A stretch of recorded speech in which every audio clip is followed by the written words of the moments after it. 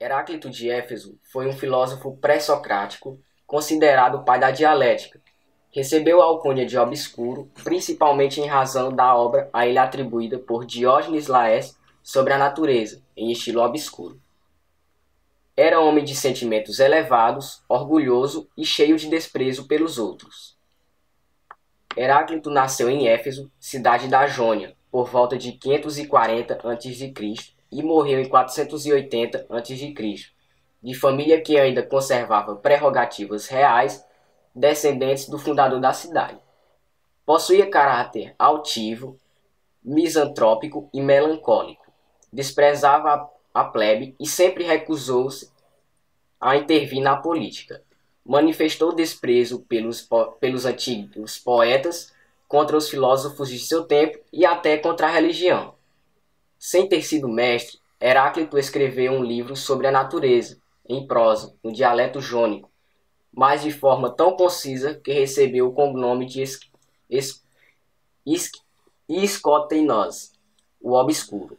Floresceu em 504 a 500 a.C. Heráclito é por muitos considerado o mais eminente pensador pré-socrático, por formular com vigor o problema da unidade permanente do ser diante da pluralidade e imutabilidade das coisas particulares e transitórias.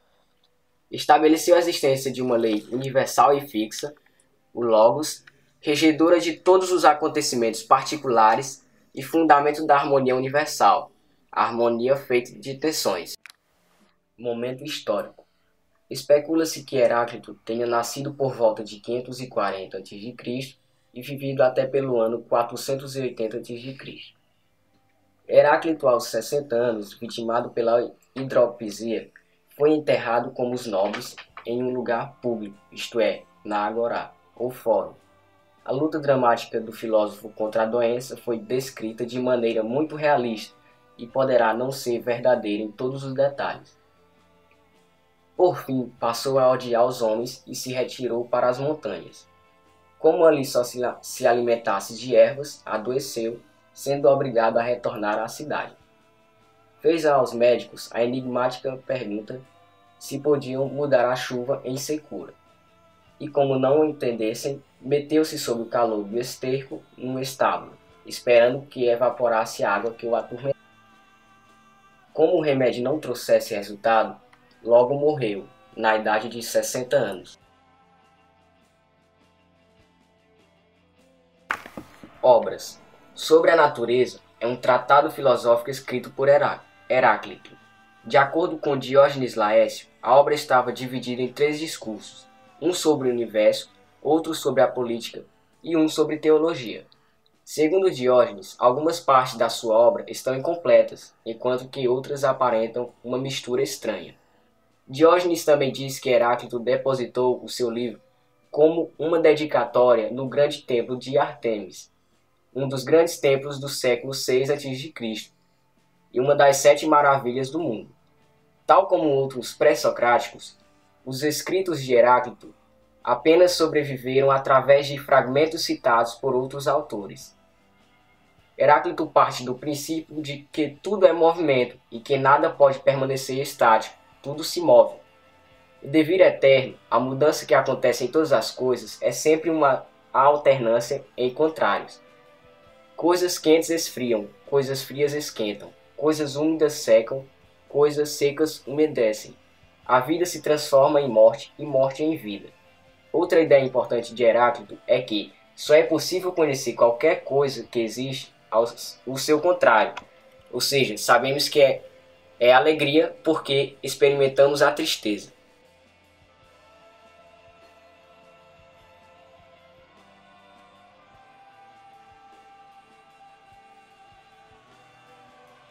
Parmênides de Eleia. Parmênides é considerado o fundador da escola de pensamento de Eleia, colônia grega que ficava no litoral da região da Campânia, no sul da Itália. Para alguns estudiosos, ele teria sido discípulo do pitagórico Amínio. Outros, entre os quais Platão e Aristóteles, consideram-no um seguidor do pensamento de Xenófanes. Nasceu em 530 a.C. e faleceu em 460 a.C.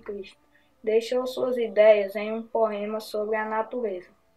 Existem 3 vias de investigação que Parmênides nos apresenta, as quais são caminho da verdade, caminho da opinião e o caminho da opinião plausível. Obras. Dos seus poemas restaram-se 154 versos e eles dividem-se em 3 partes. A primeira é uma introdução onde ele coloca como chegou às suas revelações. O filósofo conta a sua viagem imaginária pela morada da deusa da justiça, que o conduzirá ao coração da verdade. Na segunda parte, ele argumenta que o que é diferente do que geralmente os homens supõem que seja. Nessa parte, intitulada Caminho da Verdade, Aletheia, ele coloca o que a razão nos diz e ele faz isso através da metafísica dedutiva. Na terceira parte, intitulada Caminho da Opinião, Doxa, sobre a qual não podemos ter nenhuma certeza, ele faz uma descrição de como ele vê o mundo. Parmênides via as mudanças físicas que ocorrem no mundo como uma mistura, onde participam o ser e o não ser, resultando num vir a ser. A mistura é feita pelo desejo e quando o desejo é satisfeito, o ser e o não ser novamente se separam. O filósofo conclui assim que a mudança é uma ilusão. A filosofia de Parmênides se apresenta como um contraste entre a verdade e a aparência. A aparência é percebida pelos sentidos que nos mostram o ser e o não ser e nos levam a diversos erros. Já a verdade somente pode ser buscada pela razão, que para Parmênides demonstra que não podemos pensar o não ser, pois não podemos pensar sem que esse pensar seja sobre algo.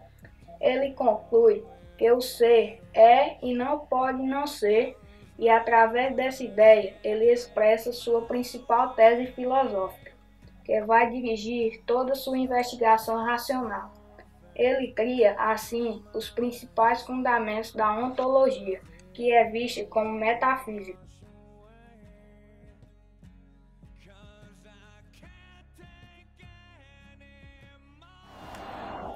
Zenão de Eleia. Zenão de Eleia nasceu por volta do ano de 489 a.C.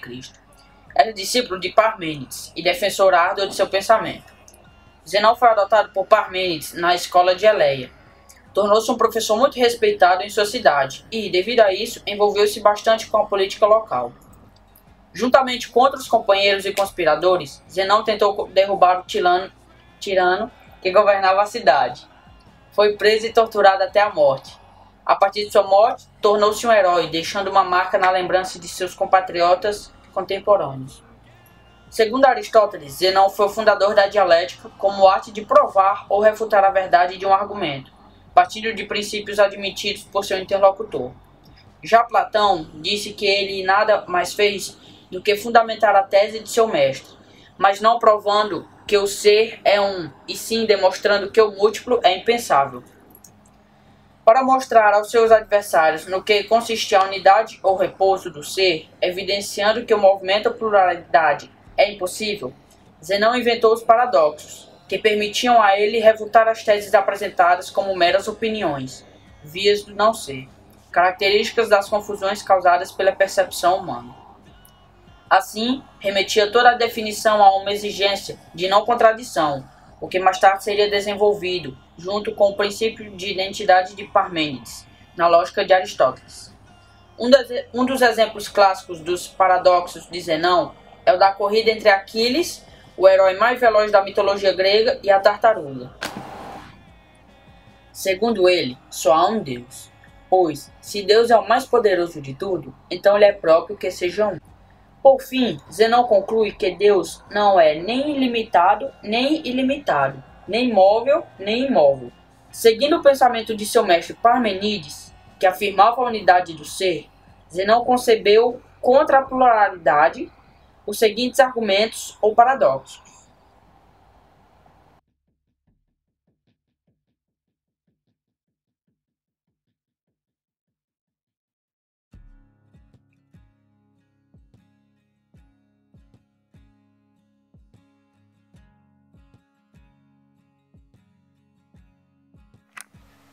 Empédocles de Agrigento. Momento histórico. Vida do pensador em questão.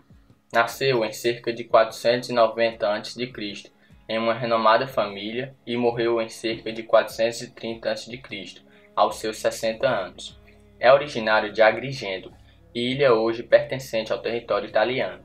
Foi um filósofo, médico, legislador, professor, mítico além de profeta. Foi defensor da democracia e sustentava a ideia de que o mundo seria constituído por 4 princípios: água, ar, fogo e terra. Tudo seria uma determinada mistura desses 4 elementos, em maior ou menor grau.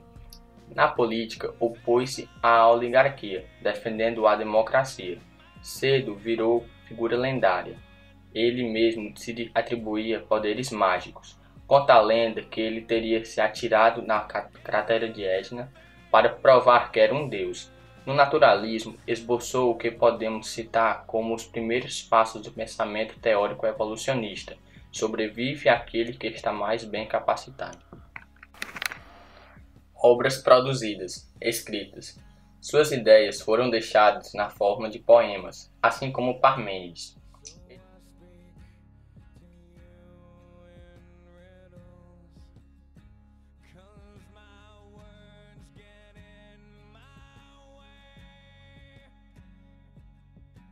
Pensamento filosófico.